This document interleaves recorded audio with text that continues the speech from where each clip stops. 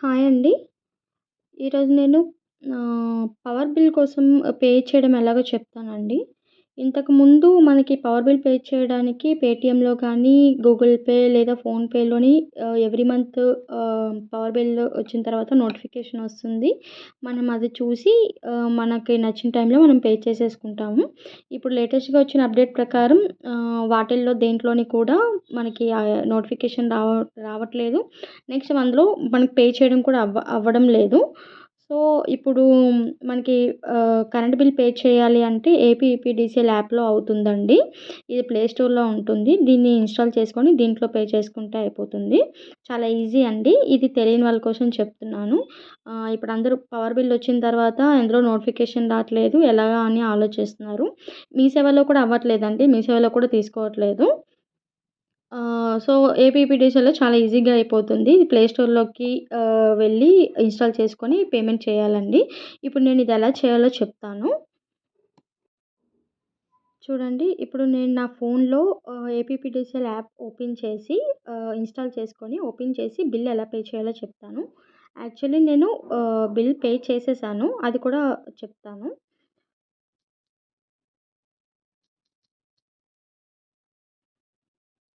Play స్టోర్‌లోకి వెళ్ళి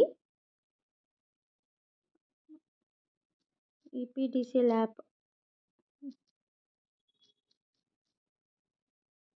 అని click చేస్తే మనకి ఇన్‌స్టంట్ పవర్ అని ఉంది గదా! అది ఇన్‌స్టాల్ చేసుకోవాలండి.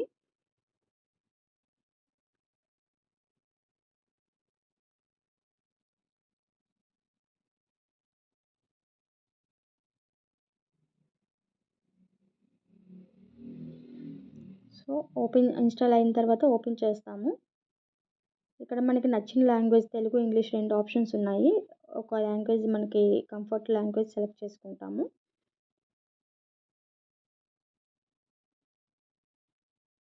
ఇది ట్యుటోరియల్ ఒకటి స్కిప్ చేసేద్దాము.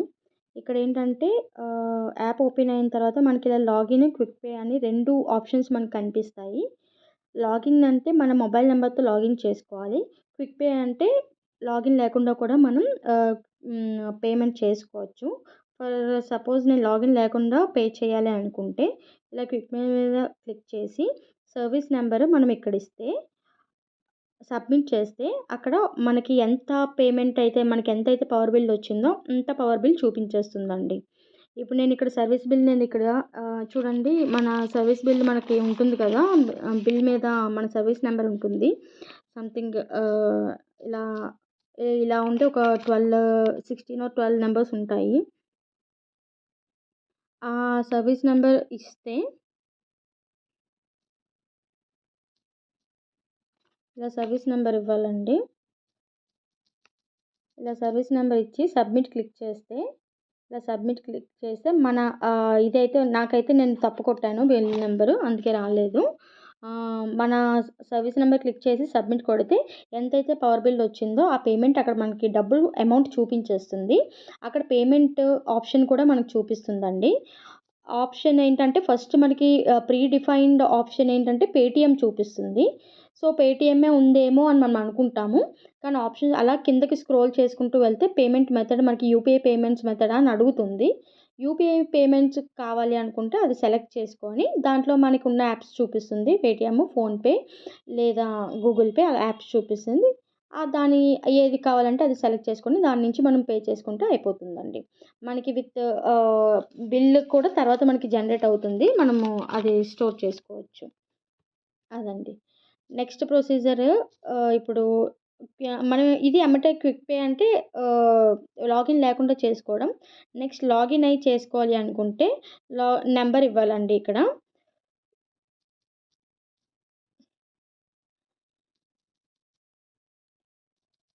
ఇలా నంబర్ ఇస్తాము. నంబర్ ఇచ్చిన తర్వాత మనం ఇక్కడ టిక్ బటన్ క్లిక్ చేస్తే మన నంబర్‌కి ఒక ఓటీపీ జనరేట్ అవుతుంది. 4 డిజిట్ ఓటీపీ వస్తుంది. ఆ ఓటీపీ ఇచ్చినట్టయితే అంతే, లాగిన్‌కి ఇంకేం అవసరం లేదు. ఓటీపీ ఇచ్చినట్టయితే మన నంబర్‌తో లాగిన్ అవుతుందది. లాగిన్ అయిన తర్వాత నెక్స్ట్ సేమ్ ప్రొసీజర్ మన సర్వీస్ నంబర్ అడుగుతుంది. మన పవర్ బిల్‌లో ఉన్న సర్వీస్ నంబర్ ఇస్తాము. సర్వీస్ నంబర్ ఇస్తే ఆటోమేటిక్‌గా మనకి ఏదైతే అమౌంట్ వచ్చిందో పవర్ బిల్‌లో అది జనరేట్ అక్కడ కనిపిస్తుంది స్క్రీన్ మీద. సేమ్ అట్లానే ప్రీ డిఫైన్డ్‌గా మనకి పేటీఎం ఆప్షన్ చూపిస్తుంది. స్క్రోల్ డౌన్ చేస్తే మనకి యూపీఐ పేమెంట్ మెథడ్స్ అన్నీ కనిపిస్తాయి. మనకి నచ్చిన యూపీఐ పేమెంట్ ఓపెన్ చేసి చూడొచ్చు. సో, నేను ఫర్ ఎగ్జాంపుల్ సర్వీస్ నంబర్ ఇస్తాను.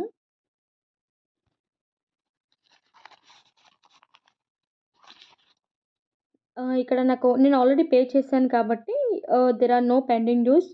Do you want to make advance payment అని అడిగింది. సో, అంటే నెక్స్ట్ మంత్‌కి ఏమైనా పే చేయాలనుకుంటే చేయొచ్చేమో. నేను ఆల్రెడీ పే చేశాను కాబట్టి నో పెండింగ్ డ్యూస్ అని చూపిస్తుంది. ఒకవేళ పే చేయనట్టయితే మనకి సబ్మిట్ క్లిక్ చేయగానే మనకి ఎంతైతే